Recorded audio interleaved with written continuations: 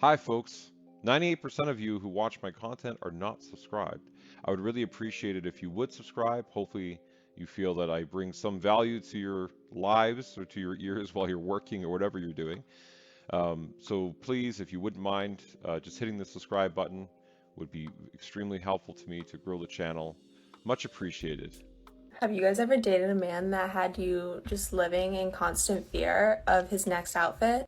Like All any the time. time that I was going to like meet him somewhere, I just knew that he was gonna pull up dressed like an Old Navy mannequin. And like I couldn't just tell him that because I didn't want to bully him, even though he probably deserved to be bullied. So I tried to like condition him a little bit, like anytime he wore an outfit that at least didn't look like a toddler put it together, I'd be like, "Ooh, you look good today." So that hopefully like in his brain he'd like put the puzzle pieces together and be like, "When I wear an outfit that matches, I get complimented." That was the goal. We never really got that far, but we tried. Okay. I like that she actually tried to do something. So she was trying to like compliment him so that he felt good about his choices in wardrobe. So, I mean, that's positive. That's positive. She tried to do something. Where it kind of fell apart is you tried to talk to him like he's a woman, which was in the background being like, "Oh, good job. I like that outfit" and stuff. That's what a woman wants to hear.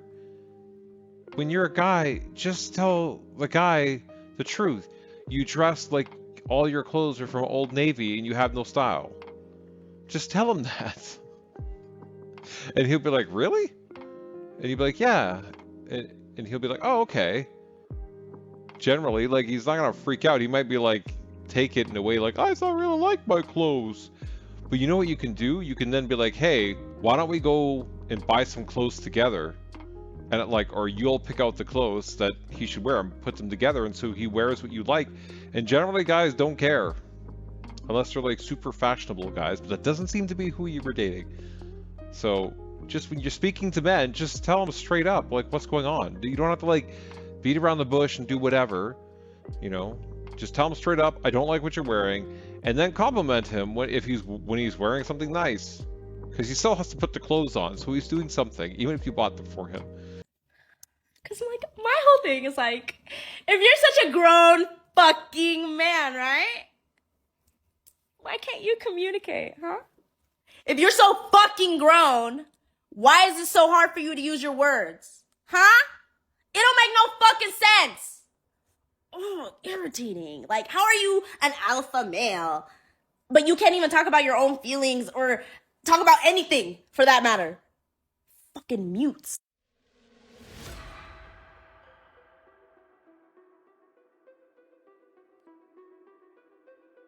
Is she gone? Is she gone now? What the hell was that? I feel like I was being attacked by some like evil Catwoman, some like villain from a superhero movie. Like, what is going on there? She's got crazy ass claws on her hands, and she's got like two-tone dyed hair and nose rings, and she's acting all crazy-eyed, and she has crazy eyes. She's not, and she's acting crazy. I think I know why people are scared of communicating with you. You look like you're gonna kill somebody. You the type of girl who like bashes a man's car with a baseball bat. That's the type of girl you are. Yeah. Just to know all around. Stay away from anybody like that. Oh my god. I'm exhausted. It's 2022, and men think it's funny to joke about my safety. All I wanted to do today was get my car taken to Ford and have a recall handled. And lucky me, an assistant service manager decided to do absolutely everything in his power to make me feel unsafe. From the get go, he was very argumentative, and I tried many times to de escalate the situation. I told him that I didn't need to hear his spiel, that I just wanted to get my recall taken, take my key, I'll do whatever paperwork, let's just. But he wanted to fight. And eventually I had to stonewall him. I just had to be like, I don't care what you have to say. I want my recall taken care of. I don't care what you have to say. I want my recall taken care of. I had to say that 4 or 5 times before he would stop monologuing at me. So he goes to my car to get the VIN and mileage and all that stuff, yada, yada, yada. And he comes back to a very full lobby with like 8 or so strange men I've never met in my life before. And he asks me to tell him my address. And this is a small lobby. Anyone could hear this conversation. I offered to write it down for him. He said, no, I can write it down. To which I said, you want me to tell a room full of strangers my address? So he goes to makes a big show of getting me a piece of paper. And when he comes back, he addresses the entire lobby. And he's like, none of you are going to follow Raquel home, are you? I straight up called him a creep. Who the fuck says that? He knew why I didn't want to give my address, and he made a joke about it. I'm 5'2" on a good day, and I walk with a mobility aid. I'm visibly disabled, and this man wants to joke about a stranger following me home. I've been assaulted before. I know I'm an easy target. But Stephen Bisorti wants you to know his name. He even told me to make sure I got the spelling right for when I called corporate. Because men like Stephen thinks it's a joke. Men like Stephen don't care that women like me get stalked and assaulted and raped.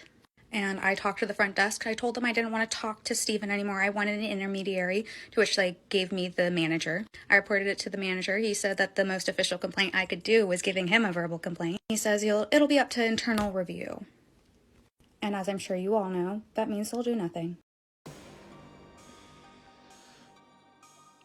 Okay, I have a lot of questions. I feel like there was a lot of parts glossed over in the story. Firstly, what's the mobility aid? I'm assuming that's just a cane.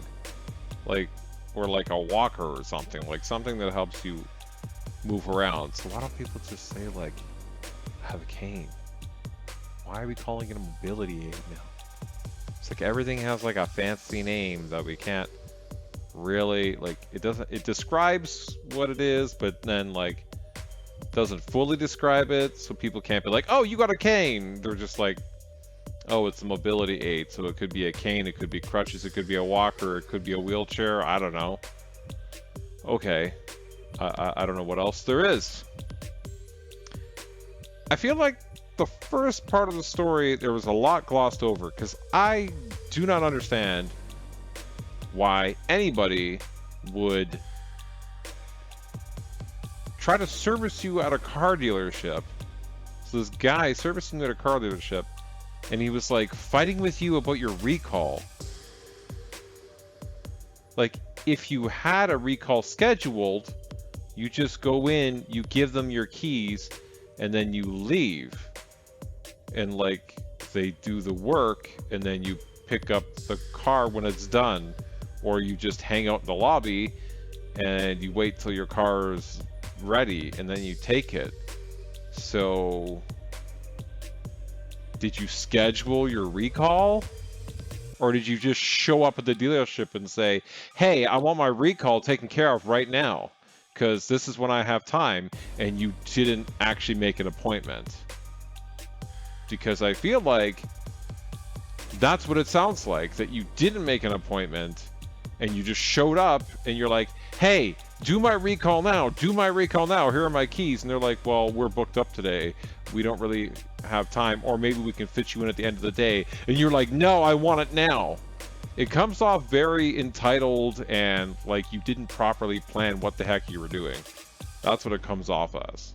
Then if you gave him a hard time about it, making him take the recall or do the work now for some godforsaken reason, whatever, it seems like he was still trying to service you and get your address, didn't understand your question about, hey, I don't want to say my address out loud. Like, he wasn't understanding why you were saying that until you clarified with the second statement saying, oh, I don't want everybody to find out about it. But you said it, at least in this way, with a bunch of attitude. So he might not have been thinking that. He's just like, well, I can write it down, just tell me.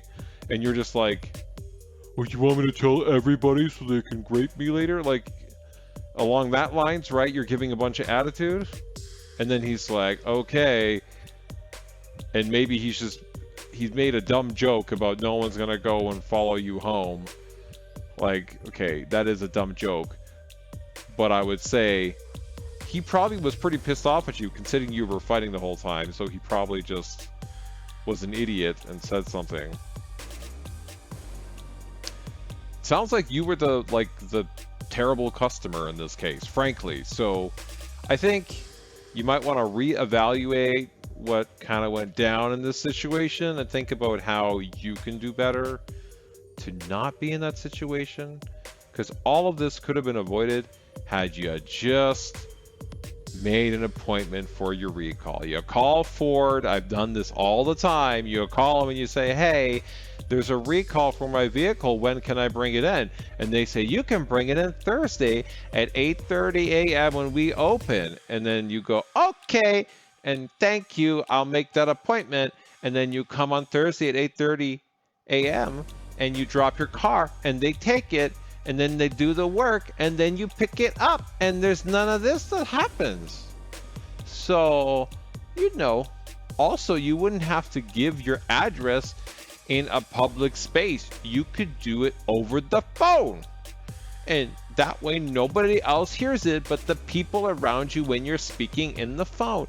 Isn't that amazing how technology works? It's like when did we get phones? That just seems so long ago. I don't know. It's at least 100 years.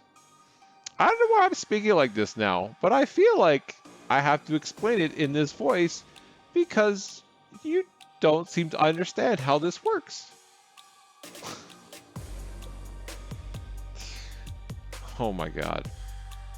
Yeah, there's also a lot of trauma, and I think you probably need to see a therapist because the way you're talking, like you're dealing with all this stuff, you have all these issues. You're probably in therapy, frankly, but you need to go to your, what do they call it? Your coping mechanisms and look at that, like, what are my coping mechanisms when these types of things happened, and go there. Because this camera, when you were recording, was shaking like, it just got worse as you got more into the moments. And people in the world are not going to know that this woman walking has all this trauma or all these issues and is worried about all these things. They kind of think of you as like a blank slate. They don't know all this stuff about you. So they have no idea that you can't, I don't know. I don't want to say take a joke, because at that point, when he made the joke about people not following you home, I feel like at that point, he probably should have known, like, this woman is pissed off and, like, in a shitty mood. So, he's just being a douche at that point, frankly. But people aren't going to know that, like, with the whole address thing, or, like, how you were probably interacting with them beforehand, and you were uncomfortable. You seem like a person who's uncomfortable around men. So, I don't know. It's kind of tough. You got to give people some leeway. Like, they're not going to know. Got to be more charitable with each other, and you kind of just shit all over this guy, so sounds like it was a real difficult situation all around. Please like and subscribe if you enjoy this video. If you did not enjoy it, then you have no sense of humor. I don't know why I'm saying this like this. I don't even know what's happening. This is terrible. This was complete crap ending. I don't know what I'm doing. I'm tired. It's late, and I wanted to record this. Yeah, I have no excuses. I'm sorry. I apologize to everybody. Okay, but still like and subscribe. Thanks.